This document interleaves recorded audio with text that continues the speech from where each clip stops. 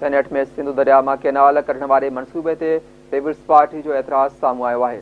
सिंध में पानी नाहे, कराची में त पानी अचे ई नथो। शेरी रहमान जो चवण आहे सिंधु दरिया मां पानी चोलिस्तान के आबाद करण कारपोरेट फार्मिंग लाइ खयो पियो वञे। शेरी रहमान जो चवण आहे छा सिंध के इहो हक़ हासिल नाहे त हू पंहिंजे हिसे जो पानी घुरे। 11 महीना थी विया आहिनि गॾियल मुफ़ादन वारी काउंसिल जो इजलास नाहे घुराए वियो। वॾे वज़ीर ख़त बि लिखी चुको आहे पर CCI जो इजलास न पियो घुराए वञे। PP सेनेटर जो चवण आहे जेकॾहिं को मुआइदो थी वियो आहे त चिटी ॻाल्हि ॿुधायो। सिंध जो इहो हक़ नाहे त इहे पंहिंजे हिसे जो पानी घुरे।